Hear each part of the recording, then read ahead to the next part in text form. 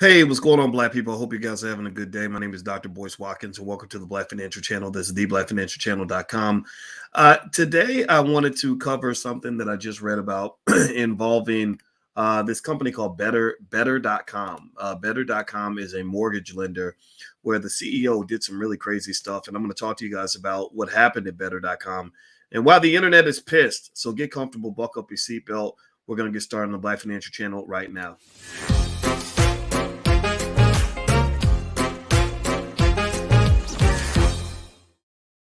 Welcome to the Black Financial Channel. That's theblackfinancialchannel.com. My name is Dr. Boyce Watkins. I am your friendly neighborhood finance professor. On the Black Financial Channel, we talk about Black wealth and Black economics every day. We are obsessed with Black wealth, and we talk about as much as 10 times a day under one condition. The condition is that you have to be Black first. Black first means we put our community at the top of our priority list. It also means that we solve our own problems. We build for our community. We make sure our children are the best and the brightest. If you agree with that philosophy, put a hashtag B in the number one in the chat, hashtag B1. Now, somebody says that there is no sound. Let me know if you can hear me. Give me a yes if you can hear me in the chat. Give me a yes. Put yes in the chat if you're able to hear everything that I'm saying, so that I can make sure that I'm coming through all right. Because sometimes somebody's mic isn't working and they can't hear me. So once I see the yeses, that'll let me know I can keep going. All right. So let's see. Okay, I see some yeses. All right. Yes. I see hashtag B1. Okay. All right. So here's the deal. There was a whole situation that happened with this company called Better.com. Has anybody heard of Better? Better.com is a mortgage lender that's very, very big. It's a big company. They have a $7 billion valuation, a pretty massive company. It's kind of crazy. And Sebastian, I love you too. And he says, love you, boys. Thank you for being a leader. Well, thank you. And thank you for your support, man. I appreciate that very much. So Better.com, the CEO was in the news recently over something that they probably, it's bad publicity. It's not the kind of publicity the company would want. And it's kind of a story that's shaping into kind of a Scrooge McDuck kind of situation where basically the CEO, and I'm going to get his name. His name's not in front of me right now, but the CEO of Better.com basically like got all of his employees together for a big Zoom meeting. And then he fired everybody in the Zoom meeting. Like he had hundreds of people that came together for this big Zoom, and he gets them all in the Zoom, and he fires everybody. And the video is all over the internet, and it's making him look really bad. It's making the company look terrible. And I'm gonna tell you, people are pretty mad. People are pretty mad at him. I'm looking to find out what the guy's name is. Let me see here. They said the CEO of Better.com laid off more than 900 employees over Zoom last week. He accused at least 250 terminated staffers of working just 2 hours a day. Their management team reviewed employee productivity data, such as missed phone calls. His name is Vishal Garg, the founder and CEO of the digital mortgage company Better.com, laid off 200 people over Zoom. He accused at least 250 terminated staff members of stealing from the company by working just 2 hours a day. Quote, you guys know that at least 250 of the people terminated were working an average of 2 hours a day while clocking in for 8 hours a day in the payroll system. That's a problem, right? That's a problem. But here's what's interesting, right? I'm going to play the video for you guys so you guys can actually hear it from him and hear his Zoom meeting. It's very interesting. And I'm going to give you some perspective on this in terms of understanding why I think this just went bad. This is when keeping it real went wrong. Let me see if I can pull this up. I hope you guys can hear it. I'm going to share my screen and I'm going to try to turn it up so you guys can hear everything. Let me hit the button. Y'all know how I am with the technology. Sometimes I'll mess it up and I don't want to do that. All right, so here we go. Let me know. Give me a yes if you can hear this okay. You are part of the unlucky group being laid off. Your employment here is terminated effective immediately. It's been a really, really challenging decision to make. This is the second time in my career I'm doing this, and I do not want to do this. The last time I did it, I cried. This time I hope to be stronger. But we are laying off about 15% of the company.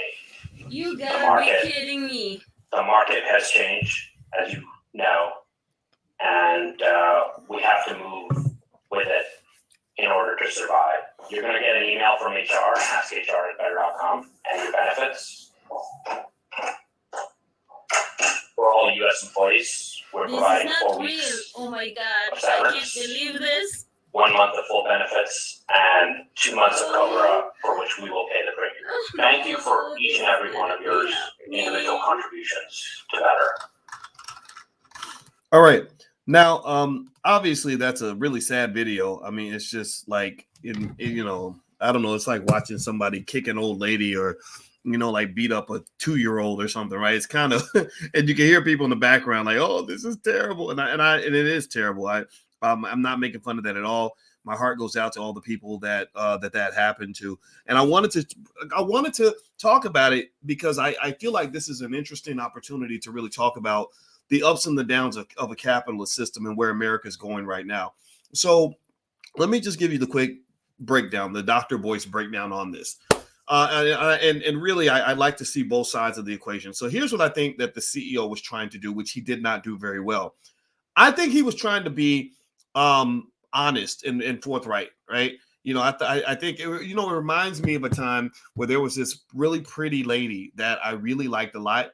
But unfortunately, and after we started dating a little bit, I found there was another lady I just happened to meet. You know, wasn't my fault. God just blessed me twice at the same time. And I felt like, okay, the right thing to do is I can't break up with her over the phone. I'm not just not going to show up. I'm not just going to send her a text message and say, "Yo, shorty, I'm out." I said, I'm going to go to her house and I'm going to look her in the eye and I'm going to tell the truth and let her know what's going on. Because ladies, y'all always say y'all want the truth, right? Which, by the way, sometimes they don't really want it, but that's what y'all say, right? So I went to the lady's house and I tried my best. I said, I'm going to do the right thing and I'm going to stick to the plan, right? Because I could have been a player, right? I could have just, it's a free country, right? I could have just dated around and all that, right? But I didn't. I said, I'm going to go tell the truth. And do you know that I got called every bastard, every son of a bitch, every cuss word you can think of? I got called all those words.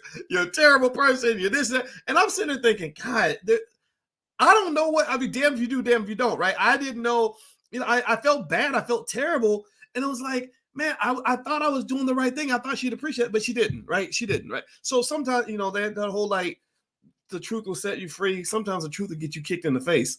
But here's the deal. All right. I think maybe that's what the guy was doing. The guy's like, I'm going to confront and speak to these employees directly to let them know, bring the bad news to them directly. Now, if you look up better.com, here's what's interesting about this company. And this gives it helps you understand what's going on, right?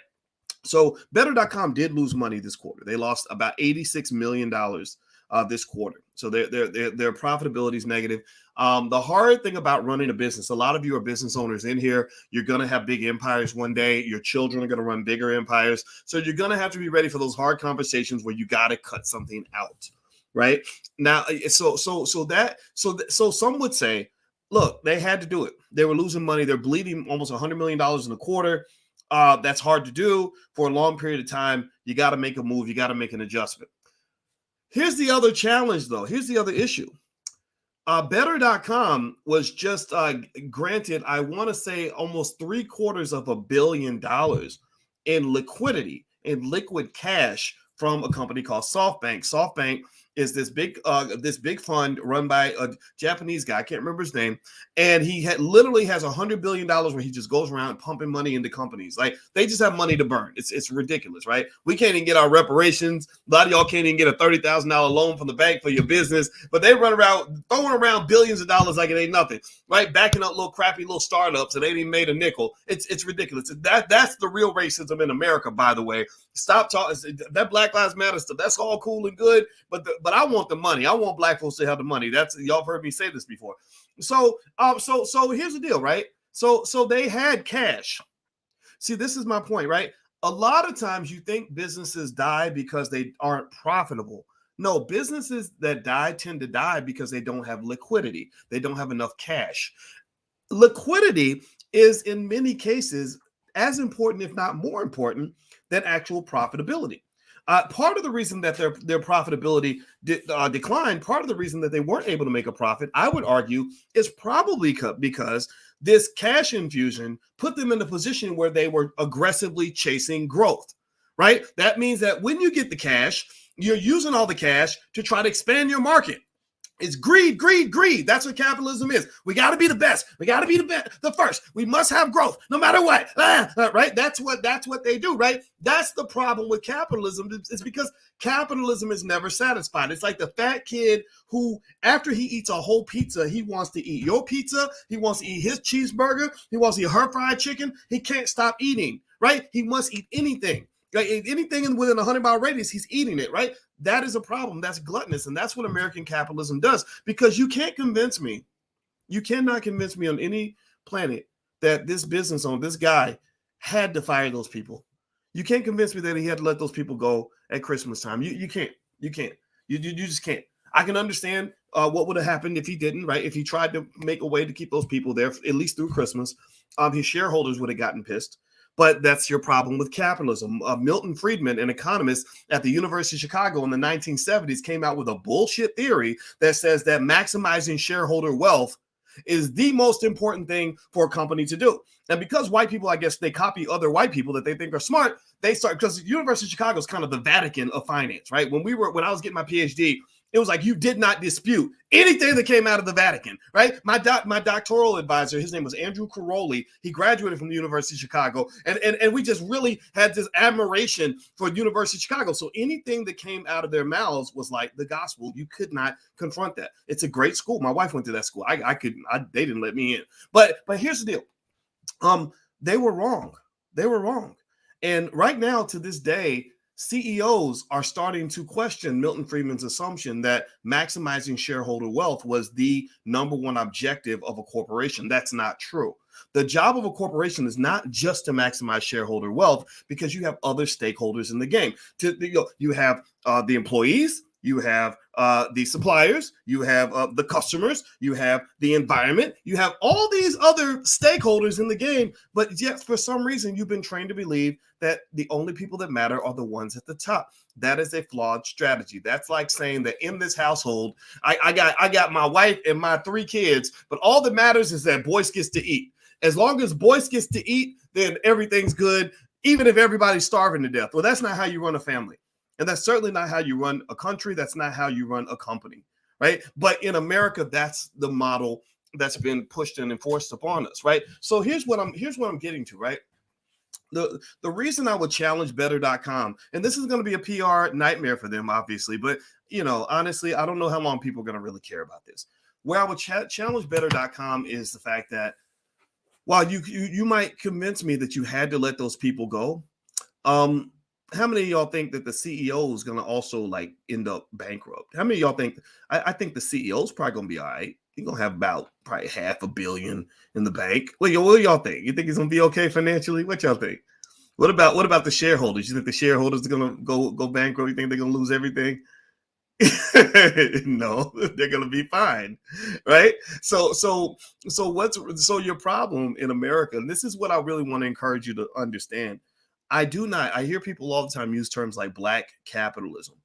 Black folks are really moving toward wealth. We're really moving toward understanding economics and appreciating economic strength as a form of black liberation, which makes me very, very happy, very, very proud. I see lots of young guys and women behind me who are now really embracing this and really taking it to the next level. Rappers are rapping about it. Investing in wealth has become the new black, and I love it. It is really exciting for me to watch. But 2 things I want you to be very careful about is embracing capitalist greed, right? That Eurocentric capitalism is incredibly unhealthy, and it's going to lead to the downfall of America. Even the Chinese reject it. The Chinese are theoretically communist. They operate great businesses, but they also understand that things like a healthy society is more important than making an extra dollar. America does not understand that. That's why your healthcare system is all jacked up. Big pharma is eating up everybody's lunch and spitting poison out. That's why your food industry is all messed up. That's why you've got all these problems. Your kids are not being educated because everybody thinks that putting an extra dollar in a billionaire's pocket is more important than creating a better society. That is a problem.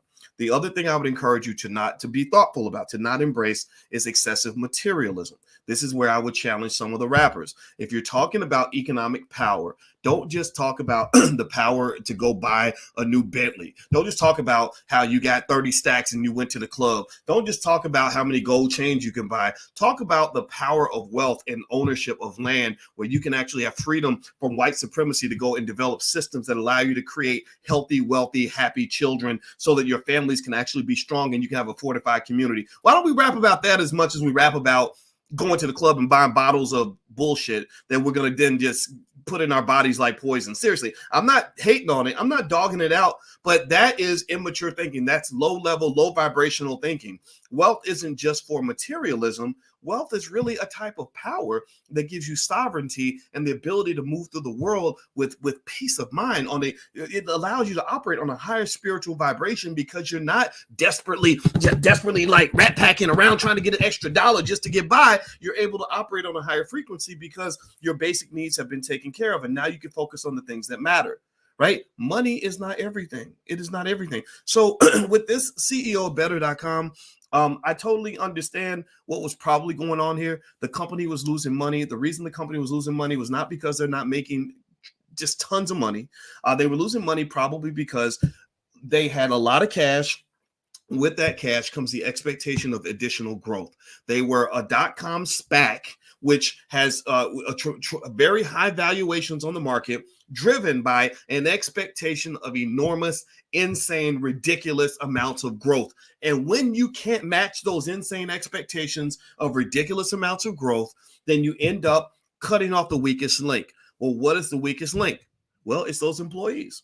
Because most of them, they ain't got unions no more, none of that. They don't protect labor. They don't protect workers' rights anymore. So that's the one good thing about this pandemic and the Great Resignation is giving a little bit more leverage and power to the worker. And this leverage and power was strategically and systematically dismantled over the last 30 years. Okay, so this is what I'm saying. That's what's going on in this video, in my opinion. I think they're going to get their butts kicked over this for a little while, but then again, honestly, I think it's just going to kind of go away. And my heart goes out to the people that were affected by this layoff. And I guess it is what it is. All right, guys, I'm going to get out of here. By the way, the Black Business School is holding a Forex event. Anybody that wants to learn how to trade Forex, we talk about stocks all the time. In fact, we got stock market investing class tomorrow.